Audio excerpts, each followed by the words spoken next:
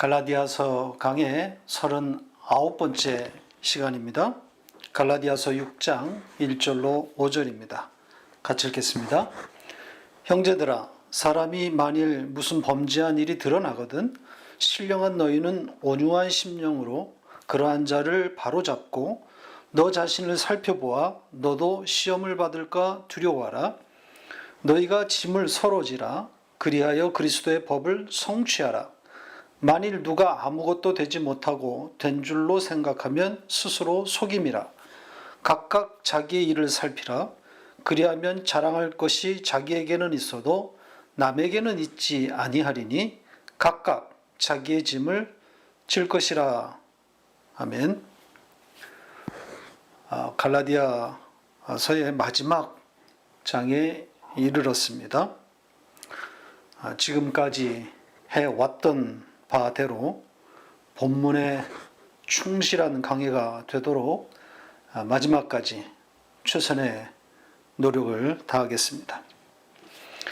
오늘 읽은 말씀이 언뜻 보기에도 교훈으로 읽힐 수 있는 것들입니다. 이렇게 해라, 저렇게 해라, 여러 명령들이 나옵니다. 그러나 자세히 들여다보면 복음이 무궁무진입니다. 어떤 이야기일지 기대를 가지고 따라오시기 바랍니다. 우선 이 말씀을 대할 때 다음과 같은 전제를 이해하셔야 할 것 같습니다. 이것이 일반적인 대인 관계를 다루고 있느냐, 아니면 교회 공동체 내의 교제를 다루고 있느냐 하는 거죠. 그러니까 1절에 등장하는 주어인 어떤 사람, 이 사람을 누구로 볼 것인가의 문제인 겁니다. 여기에 범죄한 어떤 사람이 등장하는데 이 범죄한 사람을 믿음의 형제로 볼 것인가, 아니면 불신 이웃을 포함하는 일반적인 사람으로 볼 것이냐 하는 겁니다. 어떻습니까? 누가 보더라도 믿음 공동체의 일원으로 봐야 할 것 같죠? 성경은 교회 밖의 사람, 그러니까 세상, 즉 택함받지 않은 그 세상에 대해서는 관심을 갖지 않습니다. 이게 성경의 기본 스탠스입니다. 따라서 오늘 본문 말씀은 성경 전체가 하나님의 택한 백성을 향해 쓰여 있다는 거죠. 교회 밖 이야기가 아니라는 겁니다. 이 점을 고려해서 성경을 읽어 나가야 합니다. 자, 그럼 내용으로 들어가 보겠습니다. 가정법 문장입니다. 1절이 가정법의 현재 시제이고 수동태로 되어 있습니다. 그러니까 문법적으로는 아직 일어나지 않은 일을 가정한 것인데, 내용으로 봐서는 얼마든지, 언제나 우리 가운데 일어나는 일이라고 볼 수 있는 것들입니다. 자, 어떤 일을 가정하고 있습니까? 만일 어떤 사람이 범죄를 저질렀고 그것이 드러난 상황을 가정한 거죠. 자, 그런데 우리 성경이 이 선택한 범죄, 드러났다, 이런 번역은 원문의 뜻과는 거리가 있습니다. 우선 범죄라는 단어 선택이 적절해 보이지 않습니다. 뭐냐면 이 범죄라는 단어가 마치 도덕적 혹은 형사적인 처벌이 필요한 어떤 그런 범죄인 것처럼 읽힐 수 있기 때문인 겁니다. 그런 뉘앙스가 아니거든요. 이 범죄라고 번역한 이 단어는 미끄러졌다, 넘어졌다, 이런 뜻입니다. 그러니까 잘 서 있다가 미끄러진 상태, 혹은 뭔가에 걸려서 자빠진 상태를 말하는 것이니까 미혹이라고 말할 수 있습니다. 그러니까 성도가 이 세상, 그러니까 상수리나무, 우상, 그 앞에 주저앉은 상태, 이것이라고 보면 되는 겁니다. 그래서 하나님은 안 보이고 세상만 바라보면서, 상황만 바라보면서 탄식하고 한숨을 쉬고 있는 상태인 거죠. 그러니까 걱정이 태산인 거죠. 그러니까 이런 상태가 드러났다입니다.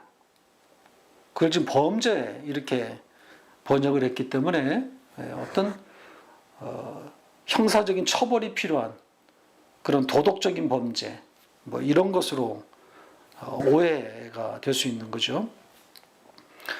그리고 드러났다라고 번역한 것도 매끄럽지 않습니다. 이 동사를 사전에서 찾아보면 이렇게 되어 있습니다. 보시죠. 프로와 람바노의 합성어입니다.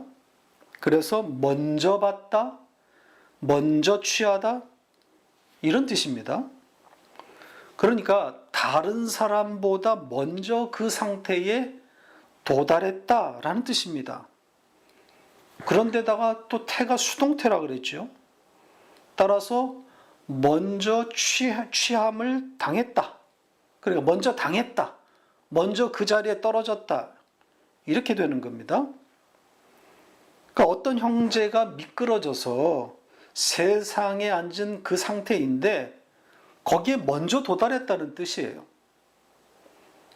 그러니까 모두가 겪는 일인데 나보다 그 사람이 먼저 그런 미끄러지는 일이 일어났다. 그것이 발견되었다. 이런 거죠. 우리 가운데 흔하게 벌어지는 상황이란 말입니다.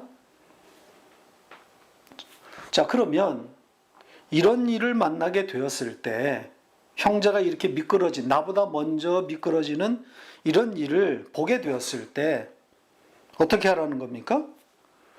신령한 너희는 온유한 심령으로 그러한 자를 바로잡고, 이렇게 되어 있습니다.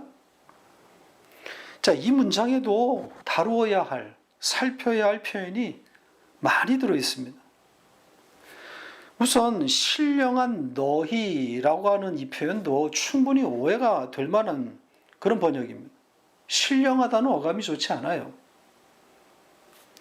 이 단어는 영 혹은 성령이란 단어의 형용사형입니다. 따라서 성령의, 성령에 속한 이런 뜻이란 말이죠. 그러니까 성령의 어떤 그 지배를 받고 있는 이런 상태, 이런 뜻이니까 성령에 민감한 혹은 성령의 가르침에 예민한 이런 상태라고 보시면 됩니다. 그래서 그 사람의 미끄러진 것이 보게 됐단 말이죠. 보여지게 됐단 말이죠. 그러니까 성령에 민감하기 때문에, 성령의 가르침에 예민하기 때문에 그 세상에 주저앉은 그 형제의 상태를 발견하게 된 거예요. 알아차리는 건 아니겠어요?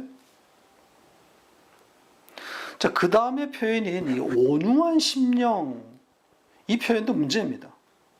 온유한 심령으로 그 사람을 바로잡고 이렇게 됐단 말이죠. 이 온유한 심령이라 이렇게 했는데 어떤 의미로 들립니까? 온유한 마음으로, 불쌍히 여기는 마음으로, 이런 마음으로 접근해라, 이렇게 들리죠? 그런 뜻입니까? 이 번역도 엉터리 번역이에요. 자, 원문에 이것을 번역한 건데요. 보시죠. 어려울 것이 없는 단순한 표현인데 어떻게 온유한 심령으로 둔갑이 되는지 알 수가 없습니다. 자, 온유는 이 성령 하나님을 수식하는, 그러니까 성령을 설명하는 말이란 말입니다. 그 온유하신 성령이라는 거죠. 그러니까 그 성령 안에서, 그 온유하신 그 성령 안에서, 그 영 안에서 그 사람을 바로잡으라, 이런 뜻입니다. 성령을 의지하라는 거죠. 성령의 도우심을 구하라는 뜻으로 보시면 됩니다. 그리고 그 사람을 바로잡으라, 바로잡고 했는데 이것도 원문의 뜻과는 너무 거리가 멉니다. 이 바로잡으라고 번역된 이 단어를 보면 완성하다 혹은 준비시키다 이런 뜻입니다. 자, 이 단어가 쓰인 문장 하나를 여기서 좀 보고 가겠습니다. 고린도후서 13장 11절입니다. 같이 읽겠습니다. 마지막으로 말하노니 형제들아 기뻐하라 온전하게 되며 위로를 받으며 마음을 같이하며 평안할지어다. 또 사랑과 평강의 하나님이 너희와 함께 계시리라. 거룩하게 입맞춤으로 서로 문안하라. 여기에 온전하다, 완전하다 이렇게 번역되었죠. 따라서 미끄러져서 세상에 주저앉은 그 사람을 온유의 성령 안에서 온전케 하라, 완성시켜라 이렇게 되는 겁니다. 그러니까 성령 안에서의 온전케 됨이니까 어떤 상태를 말하는 거겠어요? 뭐 약간의 해석을 곁들인다면 하나님의 은혜 앞에 세워서 그 은혜를 바라보게 하라는 것 아니겠습니까? 이것 외에 하나님 앞에 완전하게 되는 길이 없잖아요. 십자가 앞에서 면목 없으므로 하나님의 은혜를 바라보는 것, 그 상태가 완전한 것 아닙니까? 자, 그런데 1절 마지막 부분에 또 첨가되어 있는 내용이 중요합니다. 그 미끄러진 사람을 바로잡으라, 완성시켜라 이렇게 하고 바로 이어진 내용입니다. 뭐라고 되어 있습니까? 너 자신을 살펴보아 너도 시험을 받을까 두려워하라 이렇게 되어 있습니다. 지금 앞에 문장 그리고 지금 읽은 이 뒷문장 이것이 어떻게 연결되어 있는지를 좀 볼 필요가 있습니다. 그러니까 미끄러진 그 사람을 온전케 세운 후에 그렇게 세워놓고 그 다음에 너도 살펴보아라 이런 뜻일까요? 아닙니다. 이 뒷문장을 이끄는 그 동사 그것이 분사로 되어 있기 때문에 분사 형태로 되어 있기 때문에 굳이 시간적인 순서를 말한다면 동시에 이렇게 되는 거죠. 그러니까 자신을 살피면서 그 사람을 온전케 하라 이런 의미가 되는 거죠. 자, 왜 이런 내용이 붙어 있겠습니까? 지금 성령에게 민감한 상태라고 해서 일관되게 그 상태를 유지할 수는 없기 때문인 거죠. 성령의 사람, 성령에 속한 자, 그래서 성령이 지금 민감하다고 해도 언제나 그 상태를 유지하는 건 아니란 말이죠. 이미 앞문장에 힌트가 있지 않았습니까? 자, 그 사람이 이 미끄러지다 할 때 그 단어에 프로라는 단어가 들어가 있었잖아요. 그러니까 먼저 넘어졌다는 거예요. 그 말은 지금의 그 성령의 사람이라고 할지라도 그 사람이 넘어지는 그 자리에 언제든지 나도 들어갈 수 있다는 거죠.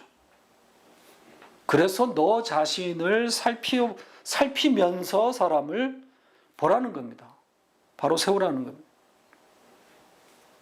그리고 여기에 너 자신을 살펴라 할 때 그 살펴라 번역된 단어는 보다라는 뜻입니다. 보라는 거예요. 너를 봐. 너 자신을 보면서 그 사람에게 가라는 거죠. 너도 시험에 빠지지 않도록 잘 보면서 해. 이런 뜻입니다. 2절로 갑니다. 자, 2절의 첫 단어가 서로 혹은 각자로 해석될 수 있는 대명사가 등장합니다. 그래서 그 뒤에 나온 이 짐이라는 단어와 합쳐서 각자의 짐 이렇게 되는 거죠. 자, 그렇다면 여기에 서로 혹은 각자라는 것은 앞에 등장했던 먼저 미끄러진 그 사람과 또 누구겠습니까? 그를 완전케 하는 성령의 그 사람 이렇게 각자를 말하는 거죠. 조금 비약하면 먼저 미끄러진 사람과 앞으로 미끄러질 사람 이렇게 말할 수 있을 겁니다. 언제 처지가 바뀔지 모르는 거죠. 그래서 여기에 이 짐이라고 하는 단어가 등장한 것으로 보입니다. 무겁다는 뜻입니다. 그러니까 각자가 짊어져야 할 무거운 어떤 것이 있다는 거죠. 그러니까 그 무거움이 구체적으로 무엇을 말하는지는 정확하게 알 수는 없습니다. 그러나 제 생각으로는 아마도 각자의 연약함 혹은 수시로 일어나는 미혹, 당함 그런 것이 아닐까 생각합니다. 그 짐을 지라는 것은 어찌 보면 그 연약함을 보고 평생 안고 가야 하는 그런 운명, 그것을 생각하는 것이 아닐까요? 선악과를 따먹은 인간은 어쩔 수가 없단 말입니다. 벗어날 수가 없는 거 아닙니까? 죄와 불순종에 갇혔단 말이죠. 그러니까 그것이 짐 무거운 거예요. 그래서 이미 미끄러진 그 사람뿐만 아니라 나도 언제든지 그 자리에 미끄러질 수 있는, 그러니까 사실 우리가 들쑥날쑥 하는 겁니다. 성령의 사람, 성령에 민감할 때가 있는 반면에 또 그 자리에서 미끄러져서 그 세상, 그 상수리 나무 아래, 그 우상 앞에 주저앉을 때도 종종 있단 말이죠. 이렇게 들락날락 하는 겁니다. 이 연약함, 이 한계, 이게 짐인 거죠. 무거운 겁니다. 그걸 벗어버릴 수 없으니 하나님께서 벗겨주지 않았기 때문에 치고 가는 거죠. 자, 그런데 반전이 있습니다. 그렇게 각자의 짐을 지면 어떻게 된다 그럽니까? 왜? 그리스도의 법을 성취할 것이다. 이렇게 말하고 있죠. 여기에 성취한다라고 하는 것은 위에서 채우다 혹은 위의 것으로 채우다 이런 뜻입니다. 그러니까 그렇게 채워진 상태, 그게 뭐겠습니까? 그게 완성이에요. 그래서 이 단어를 사전에서 찾아보면 완성하다, 성취하다 이렇게 발전되었습니다. 꽉 채워진 상태를 말하는 거죠. 부자라고 하는 단어도 이 단어에서 파생된 겁니다. 따라서 그리스도의 법을 성취한다는 것은 그러면 어떤 뜻이 되겠습니까? 그리스도의 법으로 채워진 상태, 그것으로 꽉 찬 상태, 그 법을 완성했다는 뜻이 되는 거죠. 여기에 그리스도의 법이 무엇인지는 설명이 나와 있지는 않은데 율법과 반대되는 개념이라고 생각하면 될 겁니다. 그러니까 십자가로 말미암아 하나님께 나아갈 수 있게 된 바로 그 방식, 그걸 말하는 거 아닐까요? 하나님의 일방적인 사랑에 의한 하나님의 구원, 그 은혜의 법인 거죠. 자, 그리스도의 법이 무엇인지를 가늠할 수 있는 표현이 있습니다. 다른 문장인데 보시죠. 로마서 8장 1절 2절 같이 읽겠습니다. 그러므로 이제 그리스도 예수 안에 있는 자에게는 결코 정죄함이 없나니 이는 그리스도 예수 안에 있는 생명의 성령의 법이 죄와 사망의 법에서 너를 해방하였음이라. 여긴 너무 명쾌하게 대조되어 있죠. 여기 성령의 법 이런 표현이 나오는데 바로 그 법이 그리스도 예수 안에 있는 생명을 담은 것 이렇게 말하고 있단 말입니다. 따라서 이 성령의 법과 오늘 본문의 그리스도의 법, 이것이 다를 것이 없습니다. 동의어라고 해도 틀리지 않는 거죠. 따라서 그리스도의 법을 완성했다고 하는 것은 하나님의 그 일방적인 그 사랑에 기댔다. 그 사랑을 담고 있는 십자가 앞에 면목없음으로 무릎을 꿇었다. 바로 이런 상태라고 말할 수 있는 겁니다. 그러니까 이 은혜가 아니면 살 수 없음을 고백하는 바로 그런 상태인 거죠. 그러니까 앞문장과 연결해 보면 이 각자의 짐, 각자의 연약함을 지면, 각자의 짐을 지면 바로 이 자리에 이르게 되는 거죠. 그러니까 문맥이 정확하게 지금 통하는 거 아니겠습니까? 연약함 혹은 그 본성이 죄라고 하는 그 무거움을 가지고 십자가 앞에 나가는 겁니다. 흔히들 죄를 벗어던지고 십자가로 간다고 하는데 아닙니다. 잘못 알고 있는 겁니다. 죄를 벗었으면 십자가로 갈 이유가 뭐가 있습니까?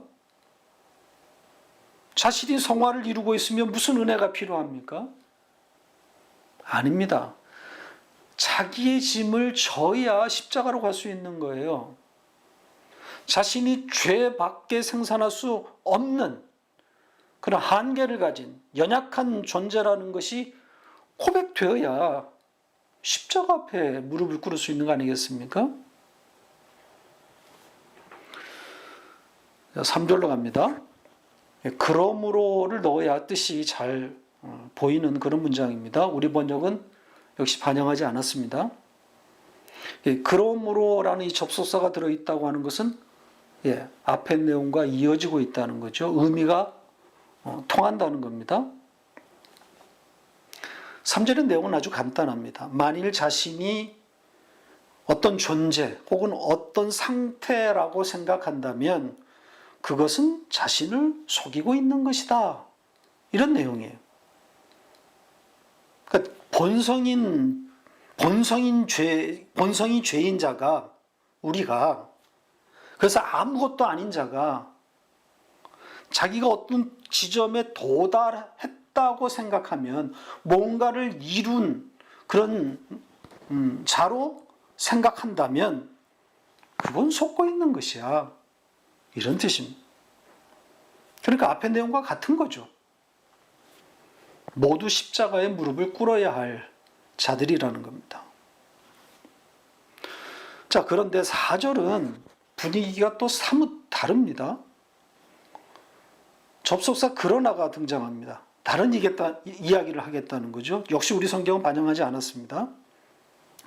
4절에 앞에 그러나를 넣으면 더 뜻이 보입니다. 자, 명령문인데 자신의 일을 살피라고 합니다. 여기에 이 살피다라고 번역된 이 단어를 좀 볼 필요가 있습니다. 이 단어를 보면 시험하여 통과하다 혹은 그래서 증명하다 이런 뜻을 가지고 있습니다. 그러니까 살피라는 것과는 거리가 좀 먼 거죠. 그러니까 살펴라, 조심해라 그 정도의 뜻이 아니라 증명해내라는 겁니다. 자기가 한 일 업적을 증명해내라는 겁니다. 그래서 증명이 되었다면 그렇다면 자기 자신에게만 자랑하고 남들에게는 자랑하지 않을 것이다. 이렇게 되어 있어요. 자, 이 내용이 좀 어렵죠. 자신의 일을 증명해라. 그렇다면 자신에게만 자랑을 하고 남들에게는 자랑할 수 없다. 자, 여기에 자신의 일이 무엇이며 또 그것을 증명해낸다는 것은 무엇을 의미하는지 쉽지 않아 보입니다. 그래서 이럴 때는 앞뒤 문맥을 살피는 것이 도움이 됩니다. 그래서 접속사가 중요한 역할을 하는 거죠. 접속사가 있으면 문맥을 파악하는데 아주 결정적인 그런 역할을 하기 때문이에요. 지금 4절에도 접속사가 있고 그 다음에 이어지는 5절에도 또 접속사가 나옵니다. 4절의 접속사는 아까 말한 대로 그러나이고 5절에는 그러므로예요. 따라서 이 4절은 앞의 내용과는 사뭇 다른 분위기이고 5절은 어떻다는 겁니까? 같은 분위기가 되는 거죠. 그러므로니까. 자, 그런데 5절은 다행히도 내용이 아주 명쾌합니다. 그러니까 5절을 우리가 파악하면 4절을 읽는데 도움이 되는 거죠. 5절과 같은 분위기일 테니까.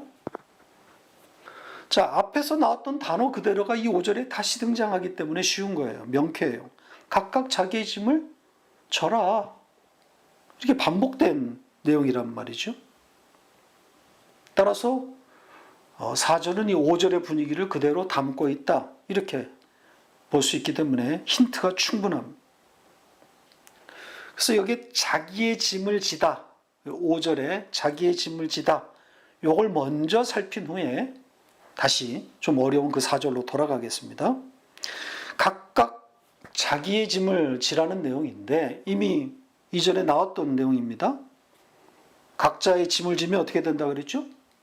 네, 완성한다 그랬죠. 그리스도의 법을 완성한다.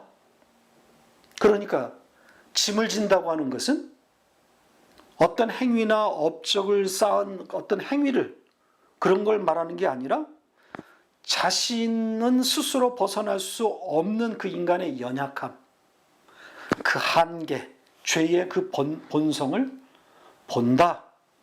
그래서 좌절하게 되는 거죠. 짐을 진다고 하는 것은. 그러니까 이겨낼 수 없는 탐심, 내 속에서 끌어오르는 탐심, 욕심, 우상 숭배입니다. 자신을 섬기기 때문에. 그렇게 그 우상 숭배의 자신을 발견하고 어디로 가는 거겠어요? 네. 면목없음으로 십자가 앞으로 나아가는 거 아닙니까? 그래서 그리스도의 법을 채우는 거란 말입니다. 완성하는 거란 말입니다. 그러니까 오로지 하나님의 은혜에 기대게 되는 거죠. 그래서 그리스도의 법을 완성했다. 이렇게 말할 수 있는 겁니다. 그러니까 각자의 짐을 진다는 것은 결국 자기의 연약함을 본다는 거예요.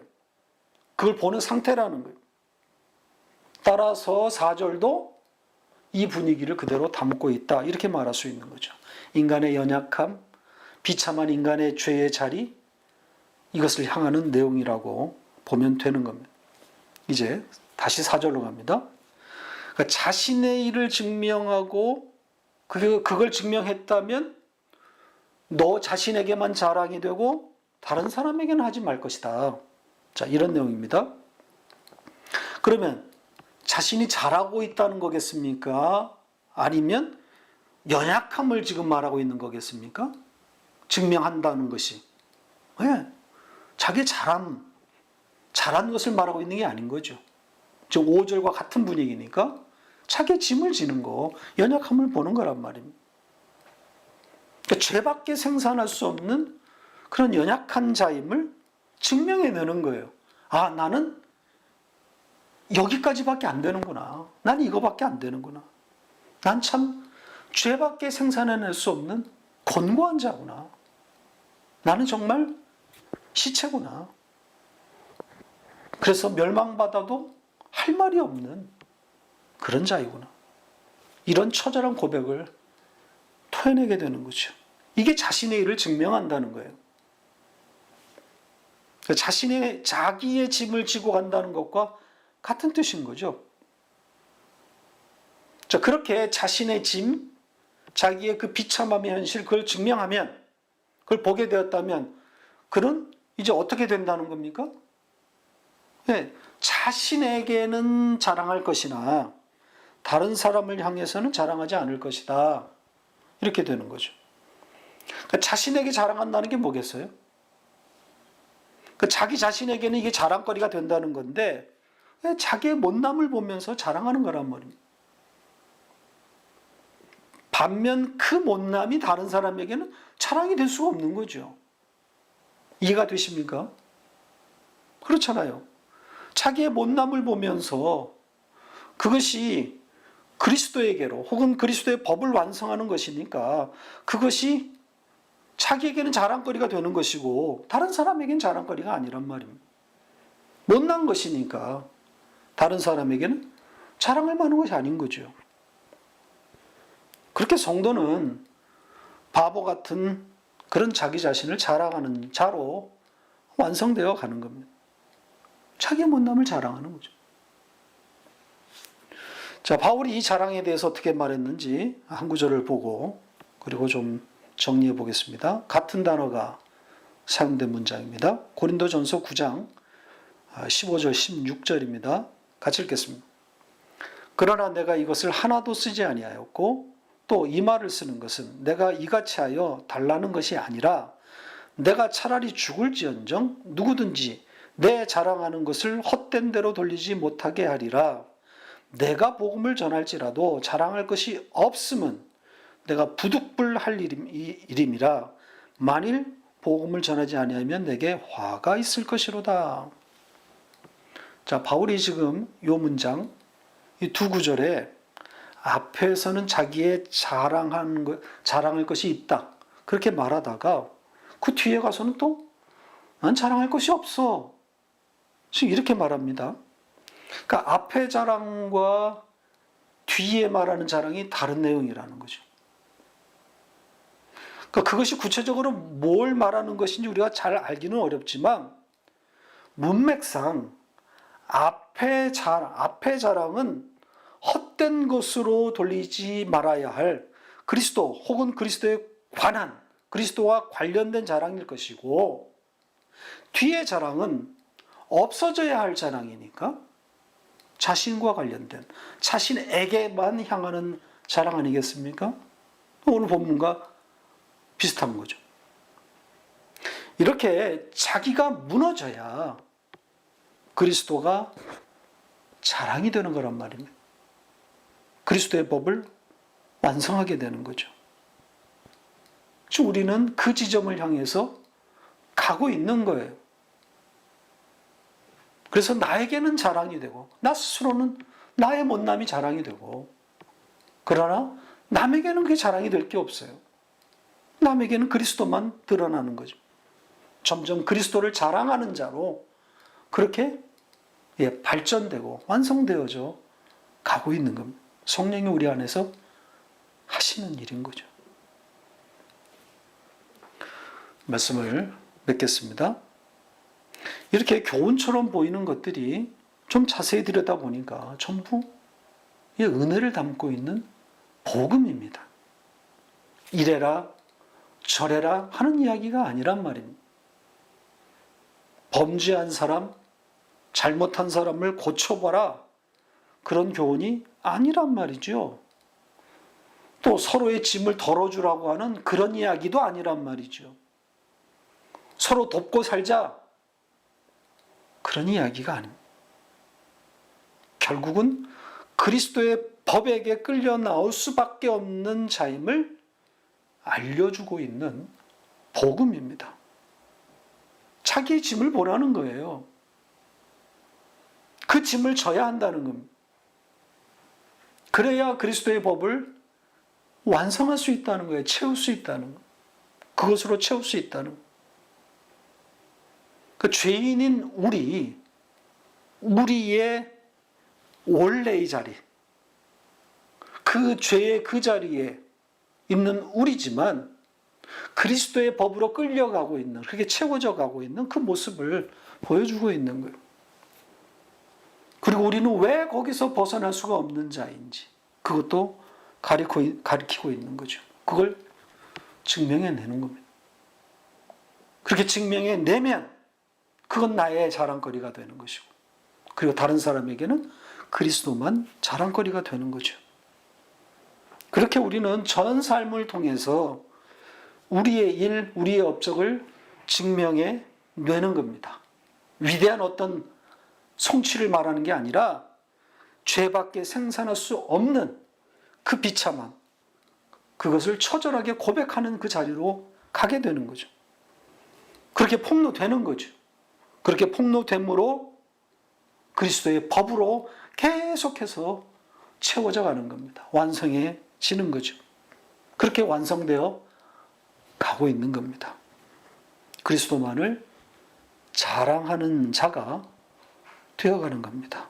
이렇게 자기의 못남, 자기의 연약함이 보여야, 그것이 증명이 되어야 그리스도의 법으로 채워지게 되는 겁니다.